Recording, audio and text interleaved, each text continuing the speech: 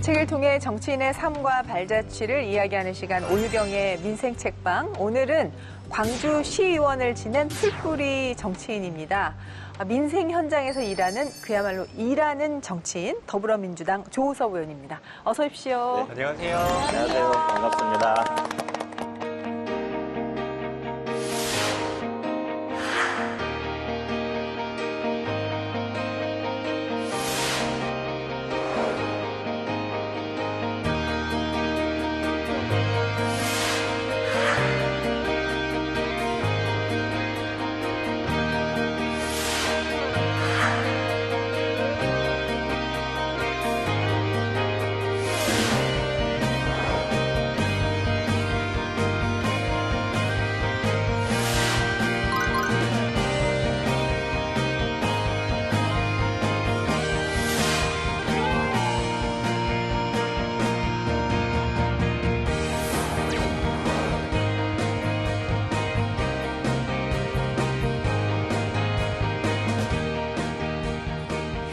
민생 현장에서 특히 민생 소통에 능하셔서 지금 대변인까지 맡고 계시다고. 네, 작년에 당의 원내대변인을 하다가요. 예.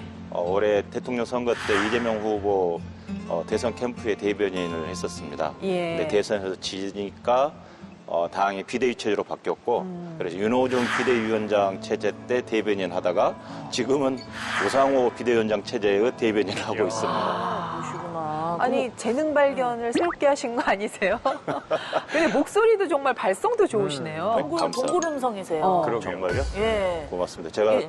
신방과를 갔는데 원래 기자가 되고 싶어서 신문방송과를 갔는데 이렇게 대변인 하면서 그나마 좀 소원을 푸는 것 같습니다. 예. 근데 의원님 여당 대변인 하시다가 또 야당 대변인으로 오신 거잖아요. 그러면 여당과 야당의 차이점이 있을까요?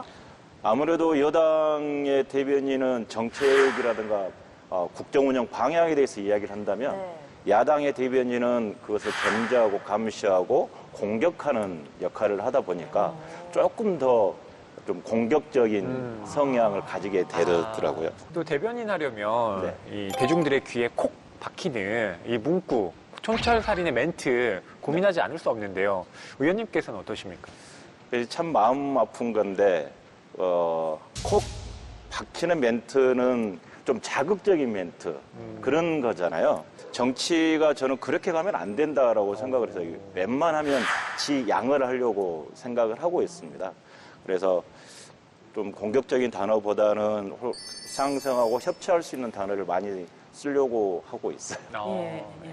보통 대변인 하면 왠지 이미지가 멋있지 않아요? 네, 뭔가 좀 그런 이미지가 있죠. 네. 영화에서 이미지인데 실제로 그러지 못해 죄송합니다. 아니 좀 극한 직업이라고 하시더라고요, 대변인. 예.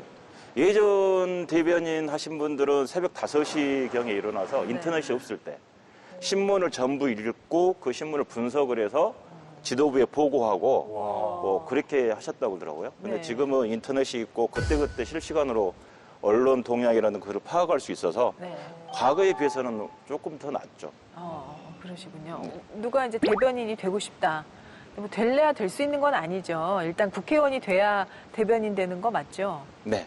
당 대변인과 원내 대변인이 나뉘는데 원내 대변인은 의원 중에서 대변인을 하는 거고요. 당 대변인은 일반 당원 중에서 할 수 있는데요. 가능하면 의원 중에서 그리고 부대변인들이라고 있습니다. 부대변인들은 일반 당원들 중에서 하실 수 있습니다. 네. 조우석 의원님의 그 인생책은 노벨 문학상에 빛나는 윌리엄 골딩의 파리 대왕이라는 책인데 먼저 이 책에 대한 소개를 좀 해주시죠.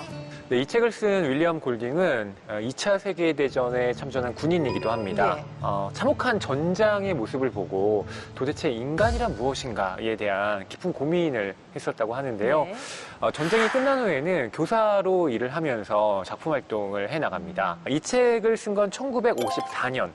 그의 나이 43살 때인데요. 이게 첫 책입니다. 그리고 이 책을 쓴 시기가 중요한데요. 예. 1954년이라고 하는 건 냉전 시기가 펼쳐지면서 그렇죠. 이 미국과 소련의 핵무기 군비 경쟁이 굉장히 치열해집니다. 그래서 당시 사람들에게 핵전쟁이 일어난다면 정말 우리는 멸망한다라고 하는 어떤 공포감이 많이 있던 시대이기도 했어요. 네. 그러다 보니 이 책의 내용을 이 소년들이 이 핵전쟁의 위험으로부터 비행기를 타고 도망치다가 그 비행기가 무인도에 불시착하면서 겪게 되는 이야기를 다루고 있는 거예요. 예. 그래서 이 무인도에 불시착한 소년들이 두 무리로 나뉘어서 대립하는 양상을 이 책이 보여주고 있습니다. 힘든 상황이 닥칠수록 똘똘 뭉쳐야 되는데 또 갈라져서 싸우고 애나 어른이나 일단 모여놓으면 싸움박질 하는 것 같아요. 안타깝지만. 순수한 동심의 그 무리 소년들이 이 사회 기성세대 질서가 없는 무인도에 떨어졌을 때 어떤 일들이 벌어지는지 이제 그 이야기가 파리 대왕을 통해서 펼쳐지게 되는데요. 의원님, 이 책을 인생책으로 선정한 이유가 어디 있을까요? 대학 시절에는 경제, 정치, 철학 여러 책들을 많이 봤던 것 같아요. 근데 사회에 나와서 먹고 사는 문제에 많이 시달리다 보니까 책을 멀리하게 됐는데 그런데 어느 날인가 기억이 정확히 나지 않지만 파리대왕 이 책을 접하게 됐어요. 네. 이 책을 보고 나서 굉장한 충격을 받았어요. 그러니까 인생을 살아가면서 많은 생각들을 하게 되는 부분들. 어린 소년들이 외딴 섬에 가서 살아가는 성장의 과정들이 있는 거잖아요. 네. 그러다 보니까 단순한 모험이 아니라 인간을 실험하는 그런 하나의 공간으로 여겨져서 네. 외딴 섬에 소년들이 있었을 때 어떻게 인간이 행동을 하는지에 대한 실험적 부분이다라는 생각이 들어서 네. 굉장히 좀 많은 고민들을 하게 했던 책이어서 네. 기억에 남는 것 같습니다. 과연 어떤 내용이 쓰여졌길래 노벨 문학상까지 수상하게 됐는지 자 이야기 속으로 들어가 보도록 하겠습니다. 그 섬에서 생긴 꽝꽝. 와와 뭔지. 소라 회합에 모인 소년들. 네, 이 섬에서 모임이 생기죠. 이때 렐프라는 소년이 뭔가 소라를 불었던 건가요? 이 소설의 첫 장면이 네. 이 무인도의 비행기가 불시착을 하잖아요.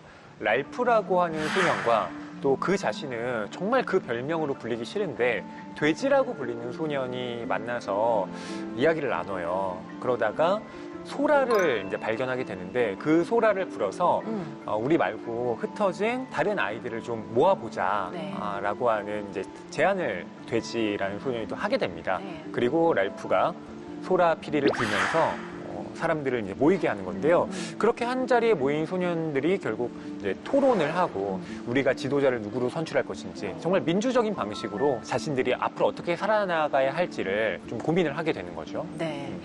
어떻게 보면은 이 소년들이 모여서 이제 무인도에서 살아가야 되기 때문에 첫 회합을 네. 하는 자리인 거잖아요. 근데 이제 소라를 분단 말이죠. 근데 이때 왜 소라가 등장했을까? 소라가 혹시 상징하는 게 있나요? 소라를 쥐고 있는 사람만이 회의 때 발언할 수 있는 기회가 주어집니다. 그 질서를 처음으로 만들거든요. 예. 그래서 이 소라는 질서나 규칙을 필요하다, 즉 민주주의를 상징하는 부분들이 있는 거고요. 그래서 그 소년들이 하나씩 규율을 만들어가는데 첫 번째 규율이 되는 것이고 소설의 마지막에 가면 이 소라가 깨집니다. 네. 그래서 이 소라가 깨졌다라는 의미는 민주주의 자체가 파괴되어 가고 있다라는 부분들을 상징하는 것 같더라고요. 결말은 좀 씁쓸하네요. 최종 결말은 네. 구조가 되기 때문에 괜찮은데 예. 그 과정상에 있어서 인간의 잔인함이라든가 이게 민주주의에 대한 필요성 또 정치 사회적 관계를 맺고 있는 것에 대한 필요성에 대해서도 많이 역설되어 있는 장면들이 있더라고요. 그냥 일반적으로 생각하는 예상보다 훨씬 더 좀 심각한 일들이 벌어지는데 여기에 나온 등장인물들을 좀 허위평론가가 소개를 해주시죠.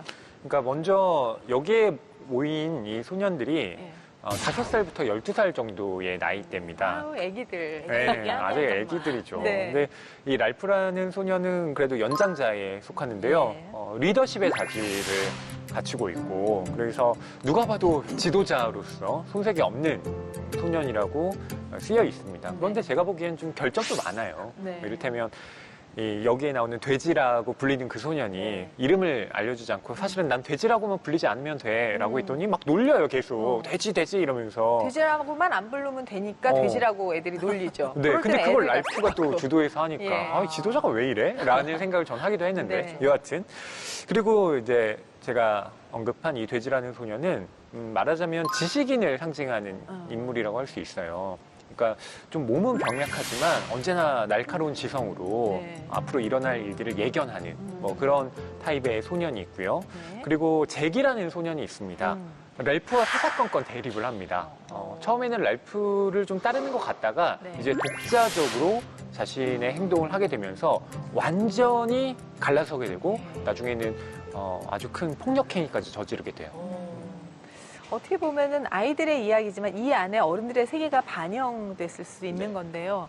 의원님은 여기 등장인물들 보면서 나는 어느 쪽에 있을까도 생각했을 것 같고 또 뭐 떠오르는 인물들도 있을 것 같고 어떠셨어요? 잭이라는 친구는 멧돼지 사냥을 주도적으로 해나가고 무리를 일구고자 하는 욕심이 있는 친구, 좀 진취적인 친구로 그려져 있고 돼지라는 친구는 이렇게 참모형, 그리고 안경을 쓴 친구가 돼지라는 친구인데 그 안경으로 인해서 불을 만들 수 있거든요.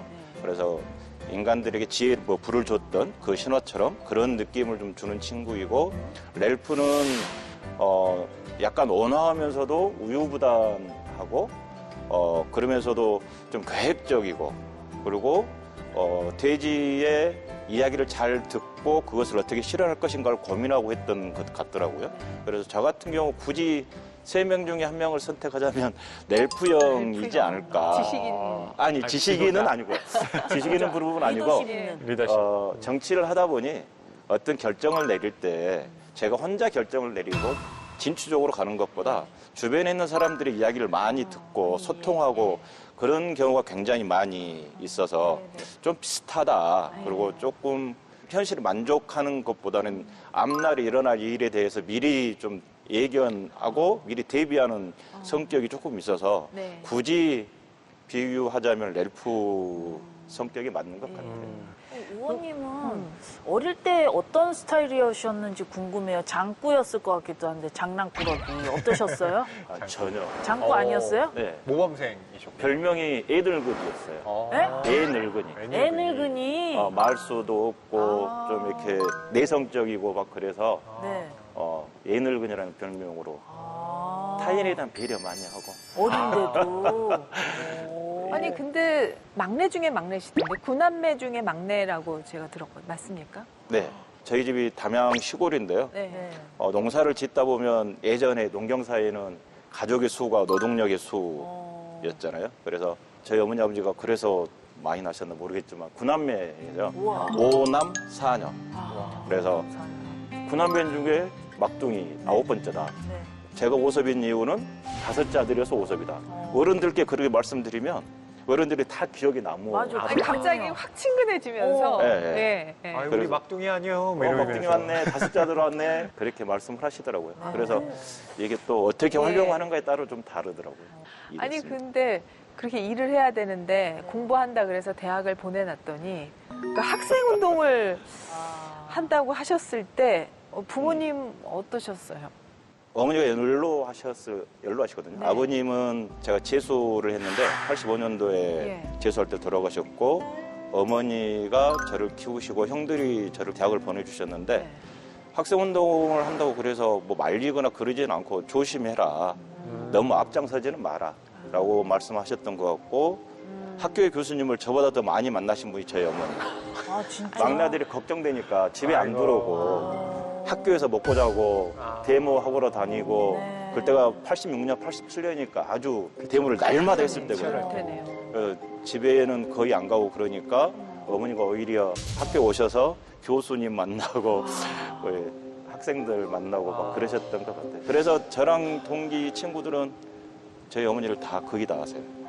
어머님이 엄청 그래도 관심 많이 주고 그러니까요. 키우신 그러시네요. 막내 아들이시네요. 걱정이 되셨던 것 같아요. 우리 그러게요. 엄마 딸랑 둘이 있어도 학교 안 왔거든요. 사실 근데 집에 안 가면 와요. 그럼 오시나 보다. 대학 교수가 담임 선생님 아니어가지고 뭔가 이렇게 학생들에게 뭐라 하긴 어렵지만 그러니까. 그래도 그 근데 그 어머니 어머님의 정성이. 정성이 그러니까요. 그래서 지금도 어머니가 올해 돌아가셨는데요.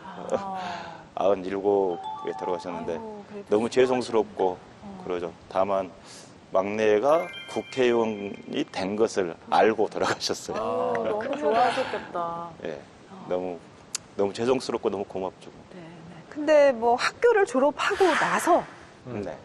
파란만장하게 사셨다 이렇게 얘기를 들었는데 어떤 일들이 있었습니까? 학생운동을 했던 사람들이 거의 그런 것처럼 노동 현장으로 유장 취업을 해서 들어갔습니다. 뭐 용접도 해보고 주물 공장에서 12시간 막교도 해보고 노동운동 하기 위해서는 동료들과 술도 먹고 그래야 되잖아요. 네. 주야 2교대를 하니까 술 마실 시간이 없어서 아침 8시에 퇴근해서 술집을 찾아서 술 마시려고 했던 기억들도 있고요. 그렇게 살아오는 과정에 결혼하게 되고 애를 낳게 됐어요. 네. 그런데 애가 어느 날 엄청 많이 아팠어요. 아기가. 네. 아, 근데 그때 병원 갈 돈이 없더라고요. 그래서 내가 어떻게 이렇게 살고 있지? 어떻게 살아야 될까에 대한 생각들을 하면서 그 뒤로 노동운동을 좀 그만두고 경제활동을 더 열심히 좀 해야 되겠다.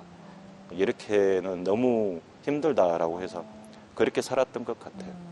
그리고 그 뒤에는 뭐 사업을 좀 한다고 했는데 좀 뜻대로 되지 않아서 뭐 빚만 한 매덕. 정말. 그래가지고 대안도 없고 집에 시골 집이 부자도 아니고 그래서 뭐 너무나 힘든 생활들을 했었죠. 아이고, 그러면 이제 뭔가 그렇게 또 생업으로 가서 뭐 사업을 하셨으면은 그거를 계속 키우고 싶은 게 사람의 인지상정인데 시의원을 하시면 네. 또 정치의 발을 또 들이게 되셨네요. 그렇게 경제활동을 하면서 또 사회단체 활동을 하면서 쭉 네. 살아오는 과정에 전남대학교 선배, 지금은 광주시장에 당선됐는데요. 강기정 선배가 있었어요. 강기정 선배가 2008년도, 9년도 뭔가 찾아와서 네. 그때는 강기정 국회의원 시절이죠. 정치를 한번 같이 해보면 어떠느냐라고 제안을 해주셨고 저는 정치하고 맞지 않을 것 같습니다. 라고 해서 거절을 일단 하시고. 예, 거절을 일단 하고 그런데 그 뒤에 또 말씀을 하시더라고요. 그래서 아내랑 상의하고 그럼 한번 해보자 라고 해서 시작하게 됐는데 그래서 2010년도에 시의원, 광주광역시의원에 당선이 돼서 8년간 시의원 활동을 하게 된 겁니다. 아내가 쉽게 허락해주지 않았을 것 같은데. 아내도 89년도에 제가 전남대학교 총학생회 있었는데 간부로 있었는데 회장이 아니라 보통 근데 그렇게 그때 같이 했던 친구이고요. 자랑을 하면 사랑하세요. 그 친구 지금 동화 작가로 활동하고 동화 있어요. 작가. 근데 지금 와이프 얘기하면서 이렇게 치아가 진짜. 잇몸만개 되는 거 보니까 어. 아직도 너무 사랑하는 게 느껴지지 않아요? 너무 사랑. 사랑이 있어요. 그래요? 그럼 공개적으로 좀 와이프 고맙다, 사랑한다 이렇게 좀 얘기 좀 사랑을 해주세요. 좀 해요. 갑자기 왜 그러세요? 그런 거를 하면 좋아하시더라고, 사모님이. 부끄러워요. 아니, 부끄러워. 이렇게. 아까도 하고 가셨어, 다른 의원님들도. 남편으로 해준 것은 별로 없는데 정치한다고 고생만 시키고 힘든 일만 시키고 그래서 너무 고맙고 항상 미안하고 술 조금만 먹으라고 그러는데 항상 술 적게 먹으라고 그러는데 그 약속도 지키지 제대로 못하고 그래서 늘 고맙고 죄송합니다. 그리고 미안합니다. 아니, 사랑한다. 네, 사랑합니다. 사랑합니다라는 게 참 맞아요. 부끄러운가 봐요. 저도 네. 부끄럽긴 아니, 하네요. 둘이 있을 때는 사랑한다는 이야기 자주 해요. 진짜? 네. 되게 공개적으로 하기가 좀 민망하실 따름이에요. 그러니까, 네. 자, 사랑한다는 이야기 안 해요? 아, 예? 하죠. 예. 자, 다음으로 넘어가겠습니다. 그 섬에서 생긴 일. 분열과 갈등. 야, 이 분열과 갈등이 이제 엄청나게 이제 벌어집니다.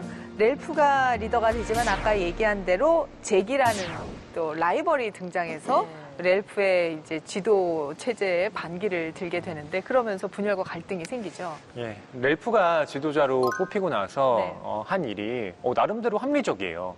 우리가 우선 비바람을 피하기 위해서 오두막을 짓자. 이건 섬에서의 안정된 생활을 위한 것이고 또 하나는 우리가 봉화를 계속 피워서 우리가 여기 있음을 사람들에게 알리자. 이런 두 가지 방책을 펴니다. 그래서 잭이 그렇다면 내가 불 피우고 봉화 관리하는 일을 맡을게 라고 했는데 그 일을 제대로 못해요. 왜냐하면 잭은 고기가 너무 먹고 싶어서 멧돼지 사냥을 하느라고 그 봉화를 꺼트리게 되고 그 사이에 또 주변에 배가 지나가게 되면서 렐프는 더 화가 납니다. 그래서 서로 말다툼을 벌이다가 잭은 나는 그렇다면 너와 있지 않겠다 라고 하고 그 무리를 떠나버려요. 네. 그러면서 이 분열과 갈등이 점점점 격화되는 거죠. 이 부분에서 한 번쯤은 고민을 해보지 않았을까? 나라면 잭을 따라갔을까? 렐프를 따라갔을까? 어찌됐건 모여야 사니까 네. 한 무리를 선택해야 된단 말이에요. 자, 손진영 씨. 아, 근데 고기도 좀 먹고 싶긴 하거든요. 그렇죠. 그렇죠. 맞아요. 하지만 렐프가 좀 더 체계적인 것 같아서 렐프를 따라갔을 것 같아요. 그러면 고기도 잡게 해주겠지 할 것 같아요. 의견을 이렇게 얘기하면. 뭐 초반에는 거의 그렇게 네. 렐프 나만 쪽에는 고기야? 누구 따라갈 거예요? 저도 잭 따라갈 것 같아요. 그치, 나 귀가 좀 얇긴 하지만 겁은 또 있어가지고. 아니, 의원님 다 잭 따라간다는데. 의원님 렐프 쪽이신데. 역시 고기를 줘야 되나 봐요. 지금 거기는 인간의 욕심을 표현하는 것 같더라고요. 맞아요. 그래도 현재적 욕심을, 고기를 먹고 싶다는 욕심을 네. 표현하는 것 같은데, 저희 성격상은 일단은 그런 상황을 만들지 않을 것. 이렇게 나뉘는 상황을 상황을 안 만들지 않아야 될 것. 것. 만들어졌을 때는 저는 넬프 쪽에 있었을 것 같아요. 왜냐하면 그렇죠. 분열이라든가 그런 부분도 특히 고립동 공간에서 한 무리로 있는데 거기에 분열하게 되면 네. 반드시 피해를 보거나 사고가 나게 되기 맞아요. 때문에 그래서 넬프를 따라갔을 거예요. 의원님, 저 잭 따라간다고 했습니다. 아까 잭을 닮았다고 스스로가 아, 말씀하셨잖아요. 그렇네요. 아니, 저는 솔직히 그런 인물은 아닌데 왜 괜히 이런 나쁜 캐릭터 보면 괜히 매력적으로 보이는 거 있잖아요. 그거 근데 그런 고기는 느낌이 안 따라가요. 김밥을 따라가죠. 분식 좋아하거든요. 그렇죠. 근데 여기서 이제 우리가 얘기했듯이 사고가 납니다. 잭이 결국은 멧돼지 사냥에 성공을 하는 거예요. 그러니까 거기 따라간 걸 잘한 거죠. 그러니까요. 고기를 먹게 됐으니까. 네. 근데 거기에서 뭔가 이제 정상적인 행동 밖으로 벗어나게 되는 네. 그런 이상한 행동을 하는 거죠. 돼지를 잡죠. 네. 잡아서 그 돼지고기를 먹는데 머리를 잘라서 그 섬에 있는 괴물이라고 익혀지는 곳에 머리를 받치고 그리고 우통을 벗고 얼굴이나 몸에 칠을 하고 그리고 나서 춤을 추는 갑자기 그런 예. 행동 왜 하는 거예요? 아마 광기라든가 뭐 군중 심리에 대한 이용, 그다음에 뭐 폭력성, 좀 야만성 그런 부분들이 스스로 나오는 과정으로 저는 읽혔거든요. 뭔가 되게 원초적이고 네. 그런 게 막 나오는데 과시하는 내가 나만이 멧돼지를 잡을 수 있다라는 그런 부분도 좀 있었던 것 같고요. 의원님 자녀들한테는 어떤 아버지세요? 아내에게 했던 것처럼 미안한 아버지. 그 미안해요. 선거 때 엄청 많이 도와주고요. 선거운동을 하는데 거의 모든 상가를 다 방문해서 명함을 돌릴 정도로. 애가 통이 크네. 그러네요. 아니야, 아이가 지금 29이에요. 다 키우셨네요. 네, 대학교 졸업하고 지금 취업 준비생. 어. 그래서 면접 보러 다니고 그러는데 또 하나 미안한 것은 아이가 전북대 정외과를 나왔거든요. 네. 국회 보좌 직원이 되는 게 희망이었어요. 네네. 그런데 아빠가 국회의원이 돼버렸잖아요. 그러면 여기 국회에는 들어올 생각을 못 해야 되는 거예요. 정치를 하고 싶어 하는데 그렇지. 하면 안 되는 상황이 되어서 취직 공부를 해서 면접 보러 다니고 그러고 있는 상황입니다. 의원님이 남매 두셨잖아요. 네. 공개적으로 말씀하신 거라서 얘기를 하지만 네. 공개 입양을 하셨다고. 2000년도 6월에 공개 입양을 했는데요. 그 아이는 99년생이고 1년 정도 되는 아이를 입양을 했죠. 하게 된 동기는 내가 할 수 있는 일이 무엇일까? 라고 생각을 하다 보니 우리 아이들에게는 가정에서 자랄 권리가 있거든요. 그래서 입양을 해서 함께 살았으면 좋겠다라는 생각을 하게 되었죠. 그런데 그때도 고민이 많았어요. 과연 내가 이 아이를 입양하지 않으면 이 아이가 나보다 더 나은 집에 입양이 되어서 보다 더 넉넉하게 살 수 있었을 텐데 걱정을 좀 했던 것이고, 그런데 그때 입양을 담당했던 사회복지사가 그 마음조차가 아이에게 따뜻함을 주는 것이고 아이에게 도움이 되는 것이다 라고 말씀을 하셔서 그 용기를 가지고 없는 형편이지만 한 가족으로 지금 산 지가 22년 됐나요? 벌써 이제 성인이 성인이 됐네요. 됐네요. 대학교 4학년. 네. 근데 입양 아주 이쁘게 일기까지도 컸어요. 이렇게 다 쓰셨다고 하시더라고요. 입양 일기. 네, 입양 일기 썼죠. 오. 아주 이쁘게 생겼어요. 그래요. 모델 활동도 활동님 조금해요. 제가 쓴 것은 조금밖에 안 되고 제 아내가 쓴 건데 인터넷에 그 엠팩이라고 한국 입양홍보회라는 사이트가 있어요. 거기에서 입양일기를 쓸 수 있는 공간들이 있어서 그걸 아내랑 저랑 쭉 썼는데 쓰게 된 이유는 나중에 아이가 커서 자기의 정체성이라든가 알 수 있도록 그리고 엄마 아빠가 얼마큼 사랑했는지에 대한 부분들을 알 수 있도록 봤으면 좋겠다. 그게 남아있으니까. 그래서 그 입양일기를 쓰게 되었고 아이가 2004년도인가? 방송을 하나 찍은 게 있어요. 네. 지역 민방에서. 근데 그 방송이 어디 있느냐. 예전에 봤는데 그걸 보니까 마음이 참 푸근해지더라. 본인 스스로 그렇게 이야기를 하더라고요. 그래서 쓰기를 잘했다. 근데 저는 정치도 힘든 일이지만 사실 아이를 입양하는 일은 더 힘든 일일 것 같다는 생각이 들고 사모님도 그렇고 좀 존경스럽습니다. 참 어려운 일인 것 같아요, 정말. 그냥 입양을 했던, 입양 낳았던, 육체적으로 낳았던 간에 어차피 가족이 된다면, 가족이라면 내가 살림이 어렵던, 어렵지 않든 간에 아버지로서의 역할을 충분히 해야 되는 거니까 뭐 큰애나 둘째나 키우는 데 있어서 제가 어려웠지 그 애들에게는 최대한 어려움을 주지 않으려고 했던 것 같아요. 이렇게 훌륭하셔서 이제 좀 분위기를 좀 릴렉스하게 풀어봤으면 좋겠어서 의원님을 더 깊이 알아보는 시간 밸런스 게임을 준비했습니다. 네. 의원님. 네, 그냥 고민하시지 마시고 제가 질문을 드리면 바로바로 대답을 해주시면 됩니다. 첫 번째 질문 드릴게요. 대박이 터졌으면 하는 것은 조섭 TV 구독자 100만 명 대 아내 최유정 작가의 동화책 100만 부 판매. 둘 중에 하나를 둘, 선택입니까? 셋, 네. 아내. 왜 아내를 택하셨어요? 웃으려고 그랬는데 자꾸 눈물 터지. 나도. 아니, 정답을 그쪽으로 지금 유도하신 거 아니에요? 아니. 속마음은 전데. 아닙니다. 그런 이유도 없어요. 네. 왜 아내분을 아내분. 선택하신 거예요? 아내가 동화를 쓰고 있는데 최고로 많이 팔린 책이 나는 진짜 나일까라는 책인데 한 10만 부 정도 팔렸나? 베셀 작가님이시네요. 해마다 팔리더라고요. 조금씩. 근데 100만 부 베스트셀러면 아내가 꿈꾸는 꿈이거든요. 그게. 계산도 좀 하신 거 아니에요? 계산도 좀. 그게 10,000원씩 따지면 그러니까. 일세로 한 10억 되거든요. 우와, 10억. 그렇게 안 되던데요? 100만 부였을 때.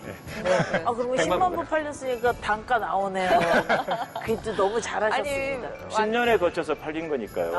네네. 안 나와요. 정치인은 돈을 못 벌잖아요. 네. 사모님이 좀 터져가지고 그러니까. 크게 후원을 네. 해주시면 얼마나 좋아요. 그래서 좋은 일 더 많이 하시고 하셨으면 좋겠습니다. 조섭 TV 100만 명이면 그것도 돈이 된다던데요. 그럼요. 의원님 야망 들키셨어요. 아니, 그거는 별로 안 돼요, 돈이. 편집해 주세요. 두 번째 질문 드리겠습니다. 네. 조호석 의원님의 최애 인맥은 정치 입문을 권유한 강기정 광주광역시장 당선인데 원내대표 정무 특별보좌관을 지낸 이인영 의원. 하나, 둘, 셋. 강기정. 이인영 의원 약간 서운하겠는데. 서운할 수도 있겠네. 이렇게 단호하게 안 하시고 살짝 고민하는 척 하셔도 되는데. 아니. 살아온 과정이 강기정 시장 당선자의 아내가 제 친구이고요. 그리고 살아온 과정이 86년도부터 알게 됐으니까 거의 한 30 몇 년이고 이인영 우리 장관님은 한 10년 정도 되어서 그러시구나. 그 깊이가 네. 좀 다르죠. 자, 세 번째 질문 드릴게요. 아이고, 너무 어려운 것만 궁금합니다. 계속 하세요. 아이, 쉬운데 뭘 그러세요.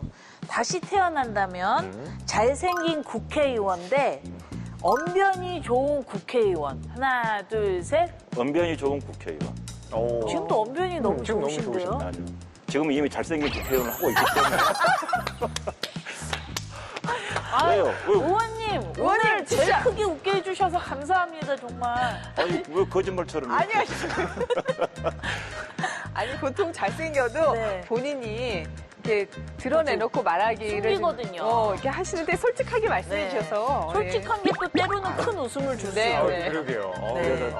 언변이 좋은 분을 제가 굉장히 부러워해요. 네. 예. 충분히 훌륭하십니다. 네, 네. 네. 마지막 질문이 하나 더 있습니다. 네. 타임머신을 타고 시간 여행을 할 수 있다면 과거의 역사를 바꾸고 온다 대 미래의 역사를 보고 온다. 하나, 둘, 셋. 과거의 역사를 바꾼다. 어떤 부분이 네. 딱 바꾸고 싶은지 여쭤봐도 될까요? 뭐 바꾸고 싶은 과거들이 한 포인트? 있는데 예. 일제강점기 아, 부분을 없앤다. 그래. 맞아. 그게 없었으면 남과 북이 분단도 안 됐을 거고요. 맞아. 모든 시초가 일제강점기부터 시작을 하는 거니까 그걸 바꾸고 싶어요. 예, 우리 의원님의 솔직담백한 대답 너무너무 감사합니다. 고맙습니다. 네. 근데 이게 원래 기획에 있었던 거예요? 그 모르고 하시니까 땀나시죠? 예. 저희가 대본에서는 다 우리는 즐거웠어요, 의원님. 그래요? 자, 다음으로 가겠습니다. 그 섬에서 생긴 일. 파리대왕의 정체. 네, 이 책의 제목이 파리대왕이기도 한데 이 파리대왕의 정체가 뭡니까? 파리대왕의 이 원문이 로드 오브 더 파이스입니다. 네. 그래서 이제 번역하면 파리대왕이 되는 건데 이것의 이제 원어를 좀 따져보면 네. 히브리어에 벨제버브가 있는데 이 벨제버브가 이제 악마를 뜻해요. 네. 근데 이 악마가 어떤 귀신 같은 초자연적인 존재가 아니라 네. 이 작품에서는 뭔가 인간이 갖고 있는 심연의 이 본능 같은 것, 어두운 충동을 의미합니다. 그래서 이 소설에서는 샤먼 역할로 나오는 사이먼이라는 소년이 있는데요. 이 사이먼이라는 소년이 제기 바친 이 돼지머리를 보면서 뭔가 이렇게 정신적인 혼란을 겪을 때 스스로를 이제 짐승이라고 칭하는 어떤 존재와 대면하게 돼요. 예. 그러면서 이 존재가 이런 이야기를 하는데 나 같은 짐승을 너희들이 사냥을 해서 죽일 수 있다고 생각하다니 참 가소로운 일이야. 넌 그것을 알고 있었지. 내가 너희들의 일부분이란 것은 아주 가깝고 가까운 일부분이란 말이야. 왜 모든 것이 틀려먹었는가? 왜 모든 것이 지금처럼 돼버렸는가 하면 모두 다 내 탓인 거야. 네, 이렇게 말을 하거든요. 그러니까 전혀 다른 나와 구분되는 존재가 아니라 우리 내부에 있는 나라고 악의 하는 존재. 그 어둠의 존재가 파리대왕의 정체인 거죠. 그리고 일이 이렇게 흐트러진 건 결국 나 자신 때문이다라는 그런 얘기군요. 여기서 소년들이 불안과 공포로 떨고 이 양분되게 만든 그 결정적인 게 있었잖아요. 약간 신처럼 네. 보시기도 하고. 근데 사실은 그게 낙하산에서 떨어진 같은 시신. 소년의 시신이었죠. 네. 그 시신의 주변에 파리들이 들끓고 예. 있는 장면들을 보면서 아마 제목이 파리대왕이지 않았는가라는 생각이 좀 그렇죠. 드는데 그래서 뜬금없었어요. 이게 파리가 얘기하는 이상하다. 그래서 불안과 공포 또 자기 내적으로 갖고 있는 악에 대한 부분들을 이야기하는 것 같았습니다. 그러면 이 파리대왕이 이제 등장해서 하는 말은 과연 이 윌리엄 골딩이 하고자 하는 어떤 핵심어가 아닐까 싶은데 어떤 의미라고 생각하셨어요? 파리대왕 자체의 대상으로 보면 그것은 약간 괴물로도 비유가 되고 좀 샤머니즘과도 비슷한 부분들인데 인간의 나약함을 이야기하고 있지 않았는가. 그리고 좀 두려움과 무서움, 공포에 대한 이야기를 하고 있지 않는지 인간 스스로 내적으로 존재해 있는 그런 부분으로 생각이 들었어요. 네, 네. 이 책이 나온 지가 이제 50년이 지났어요. 지금 이 시대에도 유효하게 이 책을 읽어야 되는 이유가 있다면 어떤 부분이라고 생각하세요? 파리대왕은 그냥 소년들의 경험담을 이야기한 책이 아니고 네. 인간들이 어떤 심성을 가지고 있고 어떻게 가고 있는지에 대한 부분들, 사회적 조직을 하는 데 있어서 사회적 관계를 어떻게 형성하고 있는지에 대한 부분들, 기본에 대한 이야기, 그리고 정치에 대한 이야기. 저는 또 그 사람과 사람의 관계가 정치라고 생각을 하거든요. 그 정치에 대한 이야기들을 담고 있어서 한 번쯤 읽고 인간이 무엇인지에 대한 고민들을 좀 해볼 필요가 있다라고 생각이 들어요. 인간이 무엇인지. 의원님은 기본적으로 인간을 어떤 존재라고, 여기는 굉장히 약간 인간의 악한 면을 좀 들춰냈잖아요. 네. 의원님은 인간은 환경에 지배받는 존재이다. 그래서 우리 아이들이 커가는 과정이라든가 사람들이 살아가는 과정에 주변 환경들을 어떻게 잘 만들어 줄 것인가 해야 된다고 생각이 들어요. 그래서 인간은 환경에 지배받는 존재이고 그 환경을 잘 만들어주는 게 정치이고 우리 사람들이 해야 될, 스스로가 서로 간에 해야 될 일이다. 어쩌면 타고난 선과 악보다는 네. 그 인간 자체를 둘러싼 환경이 중요하기 때문에 네. 정치라는 일이 그 환경을 좋게 만드는 일이다. 이렇게 네, 정치도 한 분야이고, 한 분야이고. 뭐 다른 친구와 관계라든가 다른 네, 모든 네. 관계들이 그 사람을 그 사람에게끔 만들어가는 네, 네. 역할을 하고 있다, 영향을 미치고 있다고 보고 있기 때문에 네, 네.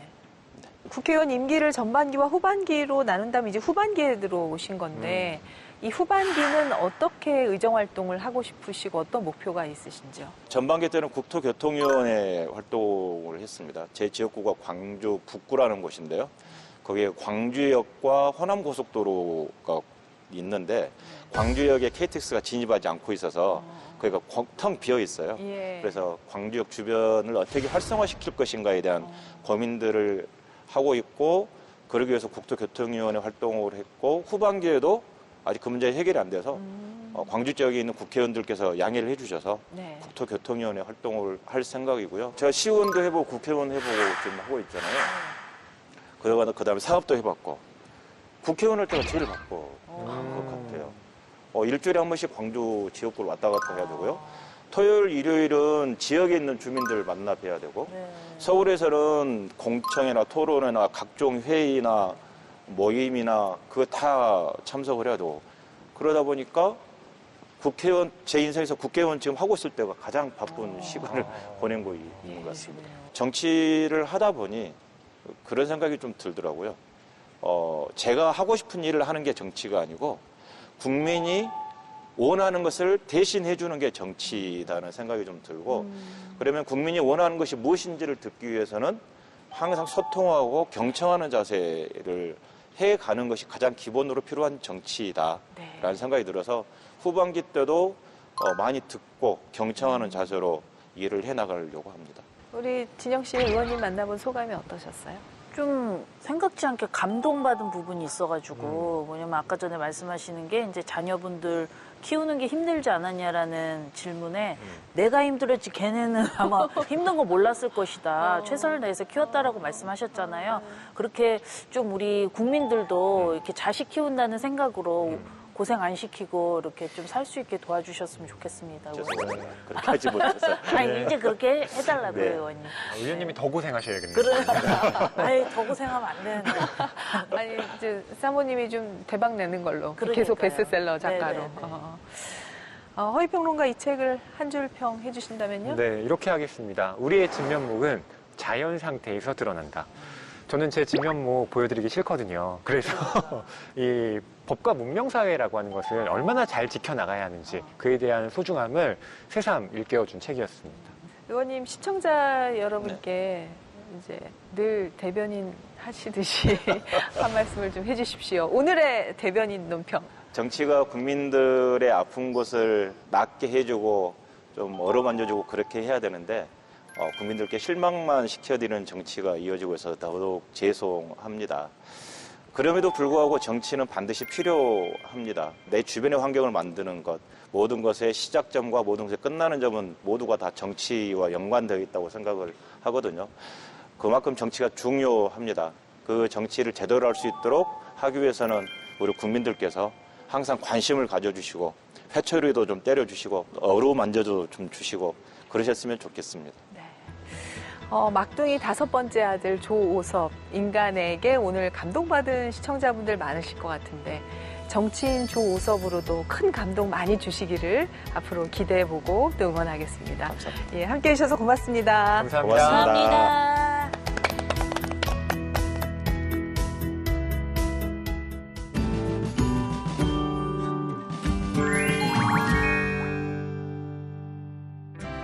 안녕하세요. 국회도서관과 함께 다양한 책을 소개해드리는 오늘 뭐 읽지의 홍재경입니다.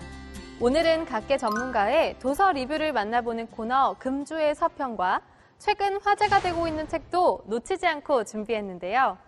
먼저 주목받고 있는 인문 분야 도서부터 만나러 가보실까요?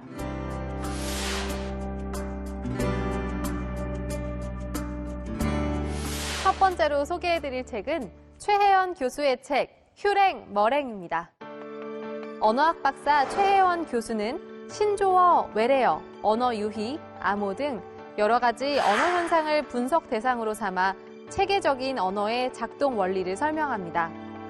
박씨, 김씨, 정씨, 최씨가 왜, 팍, 킴, 청, 초이가 되었고 영화 기생충의 짜파구리는 왜 영미권에서 남동으로 소개되는지, 브렉퍼스트는 왜 시커먼 블랙퍼스트가 되었는지, 그리고 언택트는 왜 콩글리시인지 설명해 주는데요. 현실에서 건져낸 살아있는 예시들을 설명하는 최혜연 작가의 휴랭 머랭을 키득거리며 읽다 보면 어느새 언어학의 원리를 알게 되고 저자의 유머러스한 결론에 고개를 끄덕이게 됩니다. 알아두면 쓸데있는 신박한 언어 상식 휴랭 머랭을 읽어보시는 건 어떨까요? 두 번째 책은 사이먼 로버츠의 뇌가 아니라 몸이다입니다. 책은 지식 습득에서 몸이 어떤 역할을 하고 지능은 뇌뿐 아니라 몸에도 있다는 것을 다채로운 사례로 실증합니다. 자전거 타는 법은 한 번 배우면 절대 잊을 수 없고 주방에서 누구의 도움도 없이 맛있는 요리를 해내고 중요한 결정을 내려야 할 땐 어떤 느낌이 딱 오고 집회나 파티장의 분위기에 나도 모르게 빠져든 적이 있다면 그것은 당신에게 몸이 있기 때문이라고 저자는 말합니다. 뇌와 몸이 어떻게 결합되어 인간의 지능을 만들어내는지 탐색한 책, 뇌가 아니라 몸이다를 추천합니다. 다음으로 스콧 A 스몰 교수의 책, 우리는 왜 잊어야 할까를 소개합니다. 저자는 노화와 치매를 전문으로 다루는 의사이자 신경학 및 정신의학 교수인데요. 알츠하이머병 연구센터 센터장을 맡고 있기도 한 그가 책 속에서 망각에 대해 이야기합니다. 비밀번호나 계좌번호가 툭 튀어오르듯 생각나지 않을 때 나 치매인가? 라고 걱정하진 않으신가요?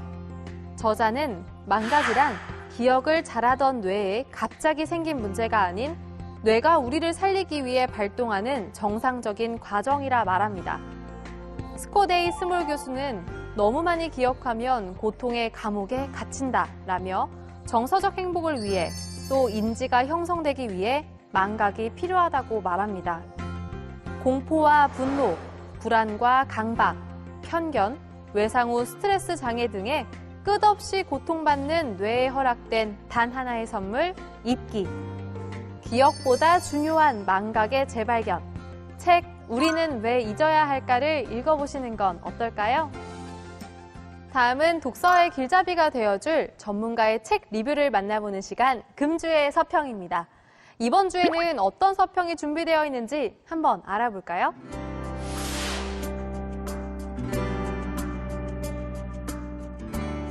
첫 번째 서평책은 홍순만 교수의 조세와 재정의 미래입니다. 서평자 황인욱 국회 입법조사처 경제산업조사실 입법조사관은 저자는 증세 없이 국가채무 확대만으로는 다가올 재정적 도전을 감당할 수 없으며 구조적인 문제로 증세가 반드시 필요하다고 전하고 있다라고 말합니다. 또 이 책은 효율적인 증세의 방향뿐 아니라 재정 건전성 문제의 핵심이 지속 가능한 경제의 성장이라는 것을 말해준다라고 서평을 마무리합니다. 국민연금은 정말 고갈될까요? 저출산은 재정에 어떠한 영향을 미칠까요? 국가채무는 과연 안전한 수준일까요? 이런 질문들에 대한 답이 궁금하시다면 책 조세와 재정의 미래를 읽어보시는 건 어떨까요? 두 번째 서평책은 남종국 교수의 책 중세를 오해하는 현대인에게입니다. 중세 하면 떠오르는 이미지가 흑사병, 십자군 전쟁, 마녀사냥이신가요? 서평자 구지훈 창원대학교 사학과 교수는 서양의 중세는 언제나 일반 대중에게는 과장되고 부풀려져 다가왔다. 실제의 모습보다 더욱 괴기스럽게 혹은 더욱 낭만스럽게 다가오기도 했다라고 말합니다. 책에 대해선 중세와 현대 사이에 공감할 수 있는 이야기나 중세만의 특징적인 요소들은 학술적 글쓰기가 가질 수 없는 편안하고 경쾌한 호흡으로 풀어내고 있다라고 서평합니다. 이화여대 사학과 남종국 교수가 강의실 밖으로 꺼낸 경이로운 중세 이야기, 책 중세를 오해하는 현대인들에게입니다. 오늘도 국회 도서관 추천 도서로 유익한 독서 시간 가져보시기 바랍니다. 자세한 책 내용은 국회 도서관 홈페이지에서, 다시 보기는 국회 방송 홈페이지에서 보실 수 있습니다. 저는 다음 주 새로운 책과 함께 여러분을 찾아뵐게요.